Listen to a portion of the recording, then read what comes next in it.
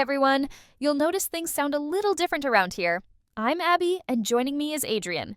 And together, we're the new voices of Case Closed. Same gripping true crime, same twisted stories, just a fresh take, and we're pumped to dive in. And we're not easing into it. Today's case? It's straight out of a horror movie. A missing girl, a mysterious cliff, and a discovery so strange it sparked decades of rumors, from satanic cults to cover-ups. So if you're into creepy mysteries that'll leave you guessing until the very end, hit subscribe, smash that like button, and drop your theory in the comments. Because trust me, you'll have questions. Let's get into it. Today we're gonna be, diving into one of those cases that's just really stuck with me ever since I first heard about it. It's the mysterious death of Jeannette DePalma, a 16-year-old girl whose body was found in, really strange circumstances back in 1972. Oh yeah, this one's absolutely fascinating. And it's got everything: occult rumors, potential cover-ups, and, so many unanswered questions even after all these years. Right? And the thing is, well, what makes this case so intriguing is how her remains were discovered.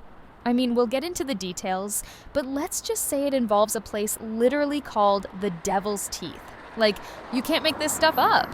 Totally. The whole case has this really eerie quality to it that's kept people talking about it for, over 50 years now. Adrian, I know you've done a ton of research on this one, so can you, take us through what happened in Springfield Township, New Jersey, back in 1972? So, the story of Jeannette DePalma starts on,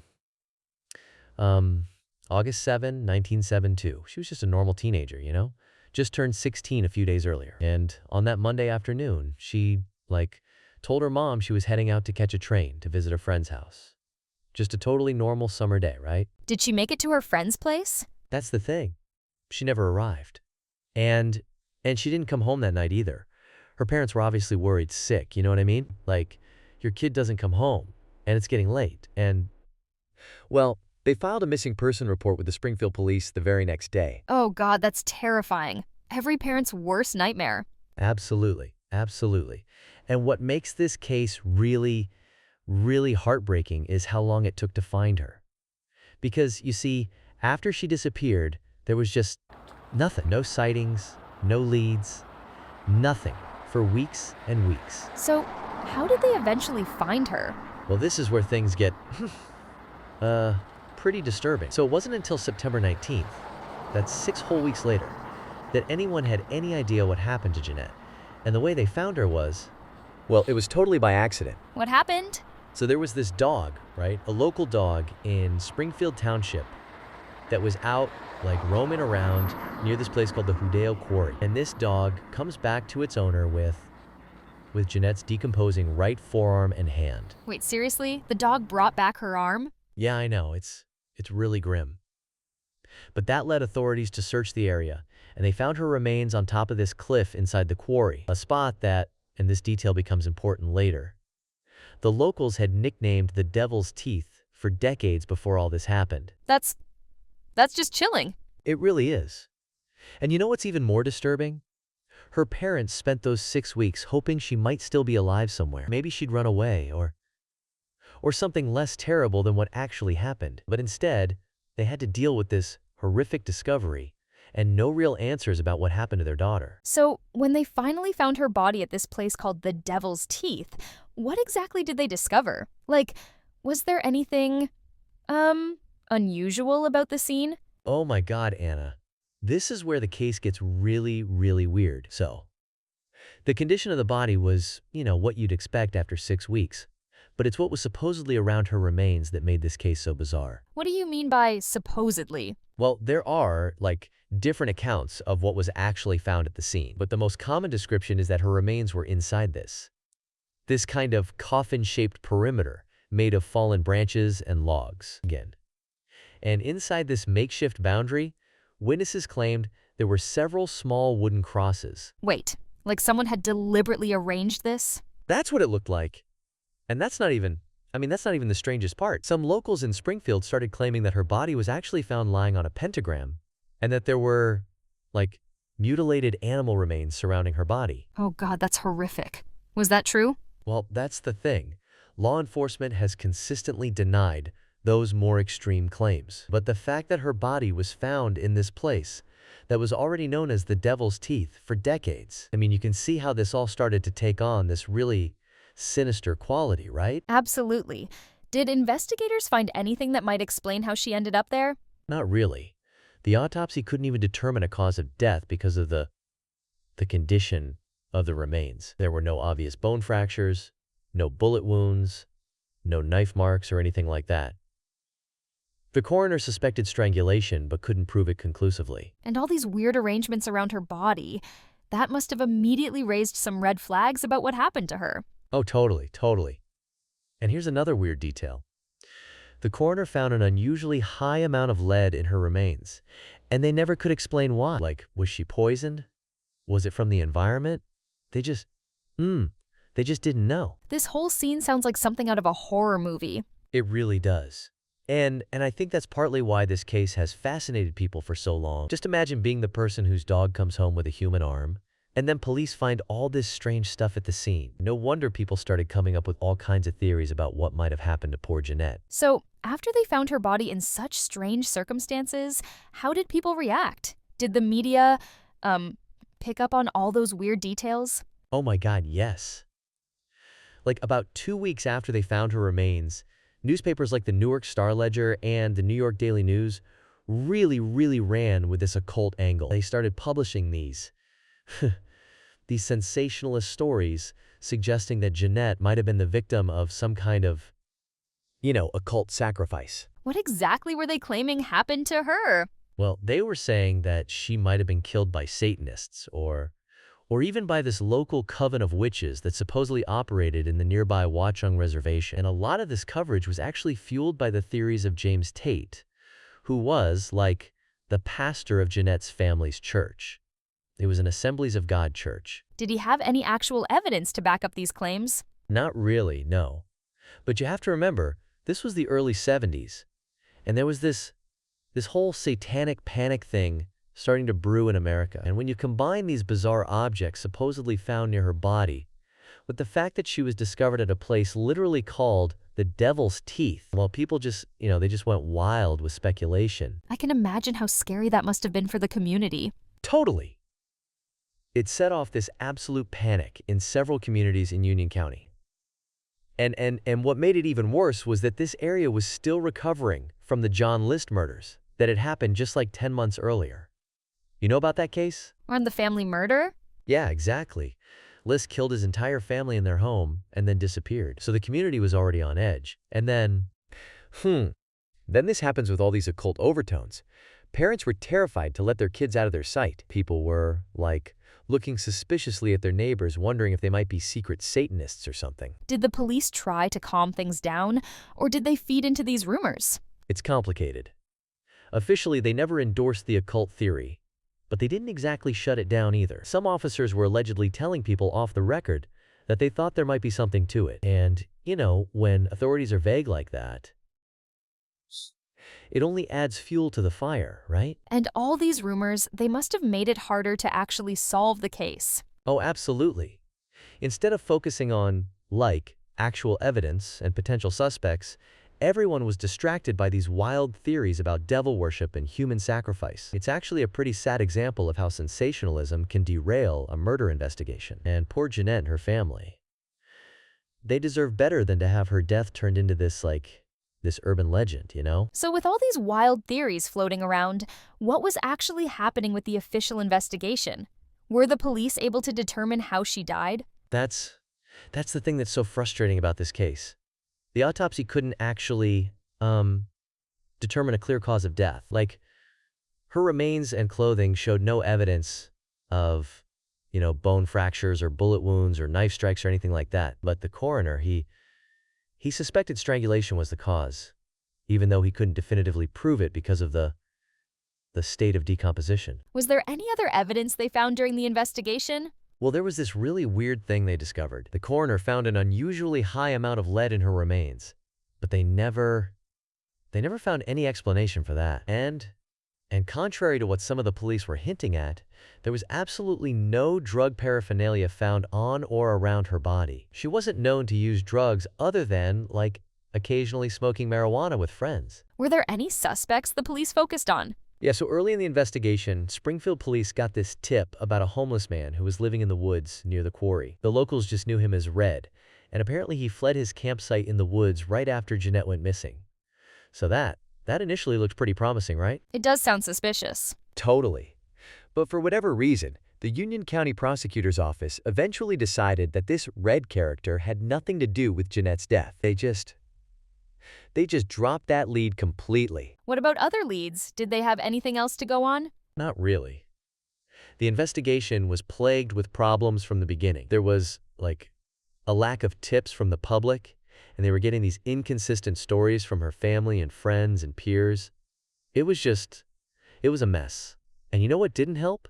The police never even entered Jeannette's purse into evidence. There was this retired officer who admitted this in the Hulu documentary about her case. Wait, they never logged her purse as evidence?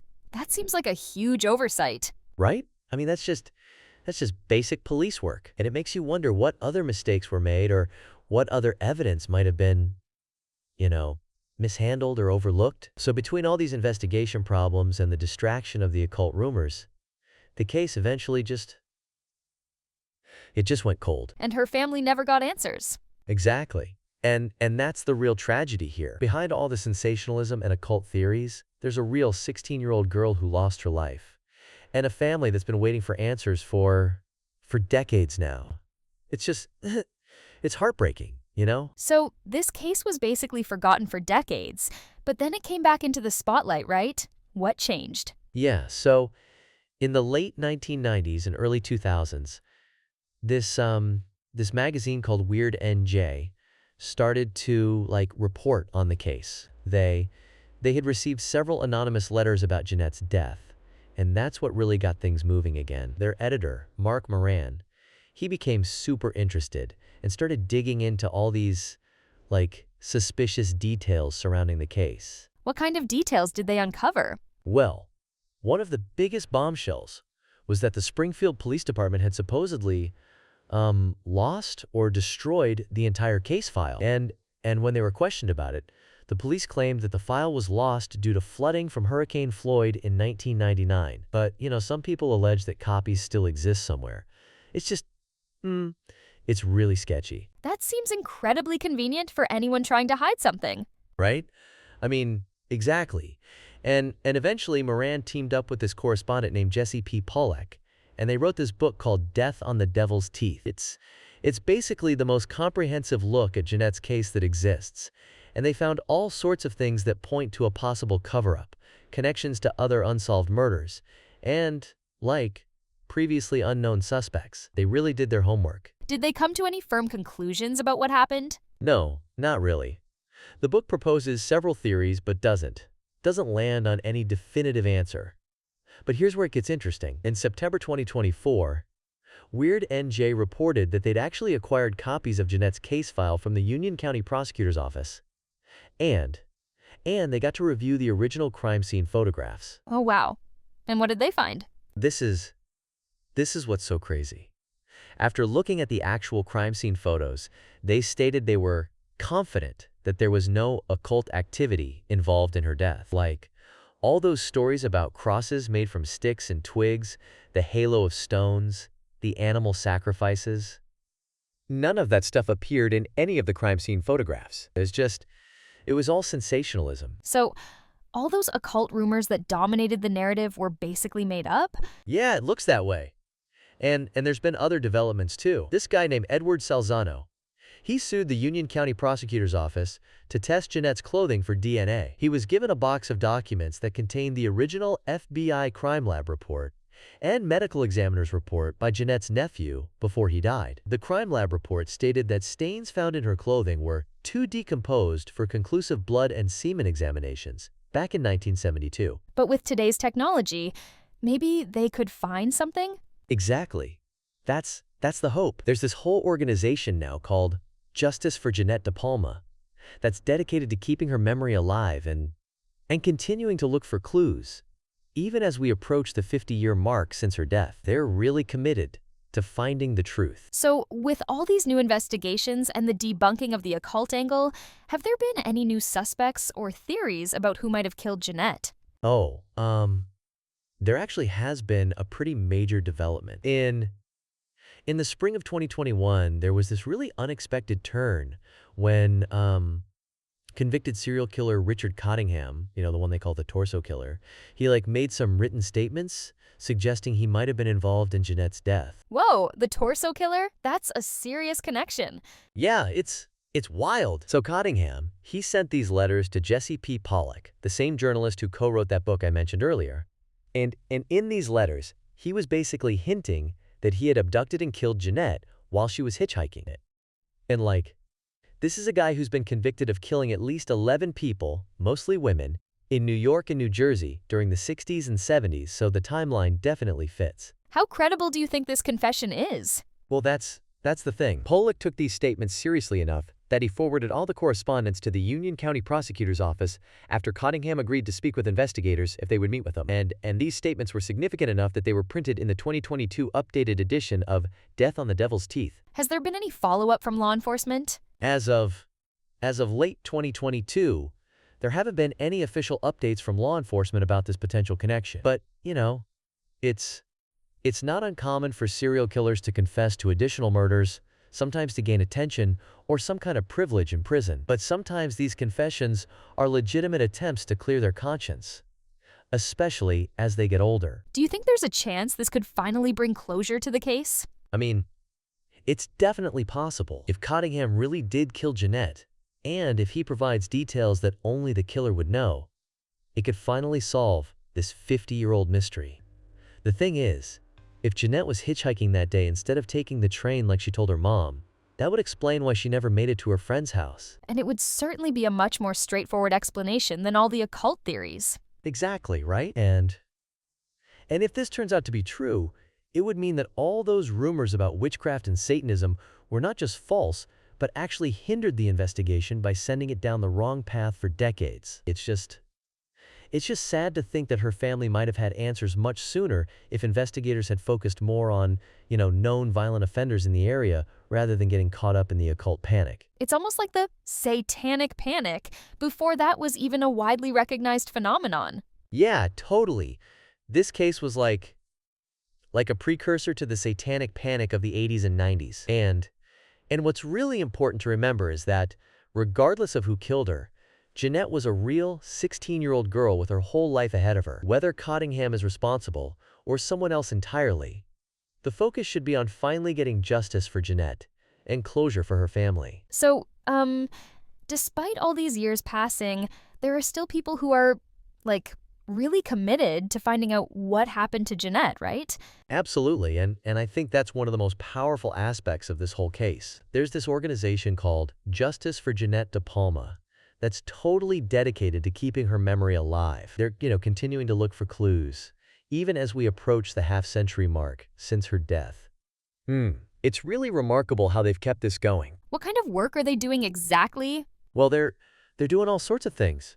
They've been advocating for the case to be officially changed from a suspicious death to a homicide. They've been collecting information, investigating possible connections to other unsolved murders from that time period. And they were actually featured in that Hulu documentary series, Out There, Crimes of the Paranormal, in an episode called Jersey Witch Hunt that focused on Jeannette's case. Oh, I think I saw something about that documentary. Yeah, it's really brought new attention to the case. And there was this guy, Edward Salzano, who actually sued the Union County Prosecutor's Office to test Jeannette's clothing for DNA. He was given this box of documents by Jeannette's nephew, John Bancy, before he died, and it contained the original FBI crime lab report and medical examiner's report. Did they find anything useful from that?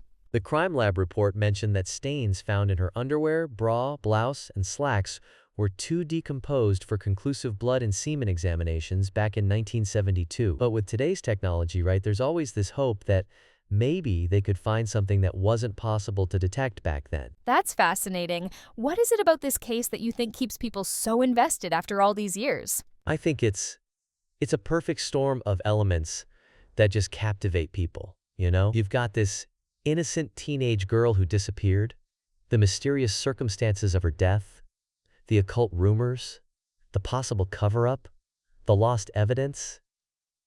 And then, there's the location itself. I mean, a body found on a cliff called the Devil's Teeth? It's like something straight out of a horror movie. And I guess the lack of closure makes it even more compelling. Exactly.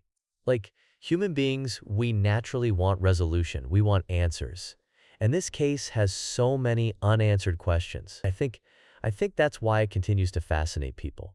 Because there's always this hope that maybe, just maybe, with new technology or new information, we might finally solve the mystery of what happened to Jeannette DePalma. Do you think we'll ever know the truth?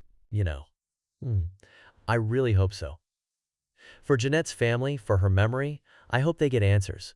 Cold cases do get solved, even decades later. And with all the attention this case has received in recent years, plus the potential Cottingham connection, there's definitely reason to be hopeful. The truth about what happened that August day in 1972 is out there somewhere. And I think the fact that we're still talking about Jeannette today means she's not forgotten. And that's really important. Well, this has been an absolutely fascinating case to explore on Case Closed. Thank you so much for sharing all this information about Jeannette's story. Thanks for having me. And to our listeners, if you have any information about Jeannette DePalma's case, please reach out to the Union County Prosecutor's Office or the organization Justice for Jeannette. Even the smallest detail could help bring closure to this decades-old mystery. And we'll be back next week with another mysterious case. Thanks for listening to Case Closed.